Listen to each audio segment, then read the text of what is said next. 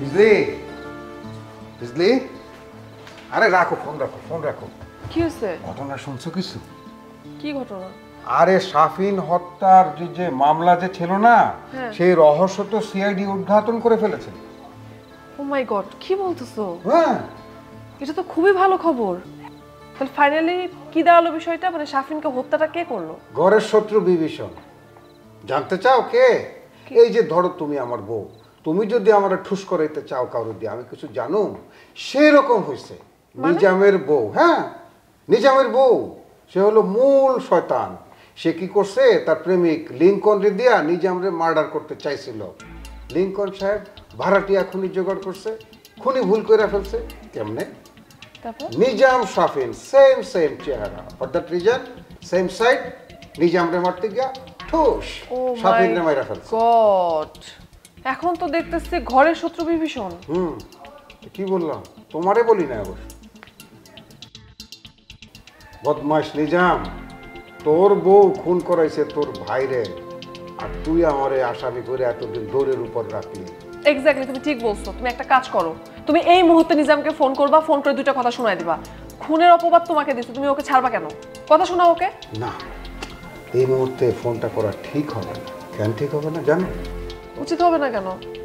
না, উচিত হবে না মানে বলছিলাম কি, যে এই মুহূর্তে মানে নিজামরে ফোনটা করা এমনিতে ওর মন খারাপ। তো এই মন খারাপের উপরে কাটা গায়ে নুনের ছেটা দেওয়া কি ঠিক হবে? বাহ। পরে না হয় এক সময় সুযোগ হলে তখন বললাম। বাহ বাহ বাহ বাহ, দারুণ। মানে আমি তোমাকে যত দেখছি তত মাঝে মাঝে অবাক হয়ে যায় যে তুমি কখন কোন রূপ ধারণ করো আসলে বলা কঠিন। এই মুহূর্তে তুমি হঠাৎ করে এত ভালো হয়ে গেলে।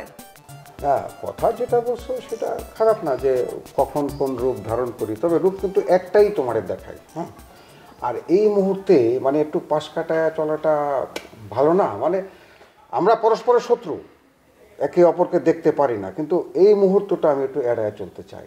পরে যখন আবার দেখা সাক্ষাৎ হবে তখন। সে তুমি যেটা ভালো মনে করো তুমি সেটা করো, কিন্তু তুমি জানো এই মামলাটা নিয়ে আমি প্রচন্ড টেনশনে ছিলাম। সব সময় ভয় লাগতো কখন যে তোমার কি হয়ে যায়। এখন আমি স্বস্তি ফিরে পেয়েছি, এখন আমার কোনো টেনশন নেই। কি? ও না,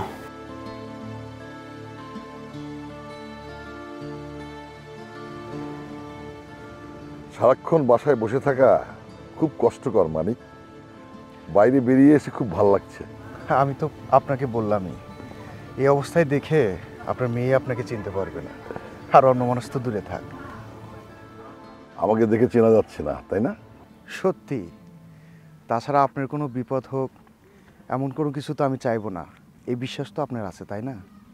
না না, তোমার প্রতি সেই বিশ্বাস আমার আছে, তাই তো তুমি বলার সাথে সাথেই বেরিয়ে পড়লাম। আঙ্কেল, আপনি তো কোনো চোর ডাকাত নন, কেউ দেখে ফেললে আপনার সমস্যা হবে। তাছাড়া আপনি আপনার জীবনের ব্যস্ততা থেকে দূরে থাকার জন্য, নিরিবিলি সময় কাটানোর জন্য আমাদের এখানে এসেছেন। দিনে বের না হয়ে রাতে বের হলে ভালো হতো, আরও রিল্যাক্সে ঘোরা যেত। সমস্যা নেই আঙ্কেল, দরকার হলে আমরা রাতে আবার বের হব।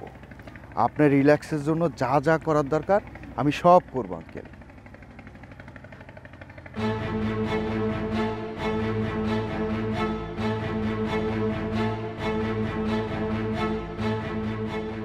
ও মাই গড, সঞ্জিতা ম্যাডাম এখানে কেন?